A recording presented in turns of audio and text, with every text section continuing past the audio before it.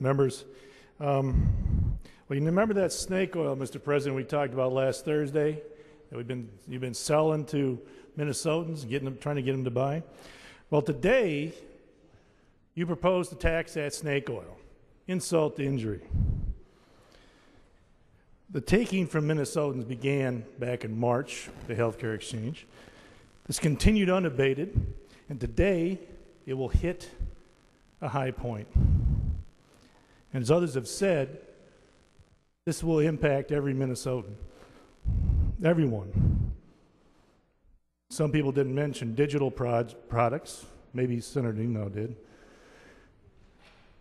Clothing, auto repairs. That's not the 1%.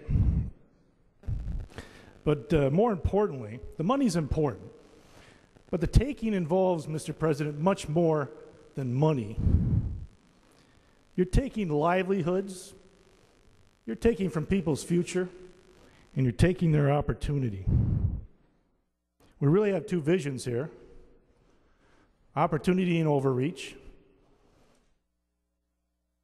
One of opportunity and economic freedom, and one, Mr. President, I would suggest, of the DFL party, is of decline and dependence. With opportunity and freedom, we believe in the inherent dignity of the individual and the power of the human spirit. We also believe that while government is necessary, an unrestrained government can be very harmful. We're not all angels, so we need government. It has to play a role. But for those of you who have gained an understanding of history, unrestrained and overreaching governments have caused great harm, pain, and suffering throughout history.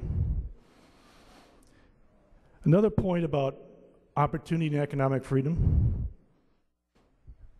is that government cannot solve all the problems. We freely admit that. No matter how much you tax people, you cannot bring prosperity to this state. And you're taking a lot. Senator Gazelka mentioned up to $3 billion in new taxes and fees. No matter how much you burden Minnesota families, you're not going to help them out. Simply put, the government's not going to save people from themselves. We cannot provide salvation to everybody. We can help, but we have to be careful about what we do. What about the other side? How do you treat dignity and the human spirit? Your policies, the encroaching policies of an overreaching government, is simply an anchor around the neck of all these hardworking citizens and Minnesota families. In short, it ends up breaking their spirit. Your vision has no clear understanding of the restraint of government power, which is force. And without that understanding, you create great hazards for people. And lastly, without those guidelines,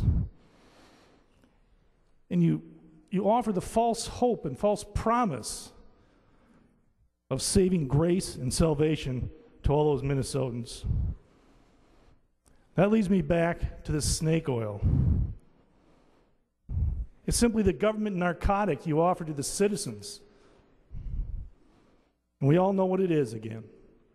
You pay a lot for it, it does nothing for you, and it may get you sick in the end. Mr. President, members, this bill will make a lot of people sick. It creates an unhealthy dependence and damages our spirit and our dignity. You create winners and losers. It's completely arbitrary. Cities, counties, regions, particular businesses, Baxter International, behind closed doors,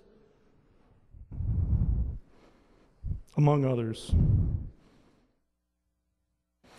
So opportunity and economic freedom, dependence and decline, yours is the latter.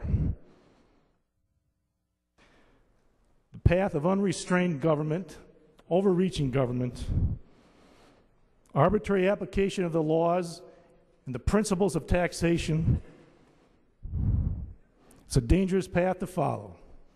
It's going to be hard to get off it once this happens. Again, Minnesotans are going to feel this and they'll remember it.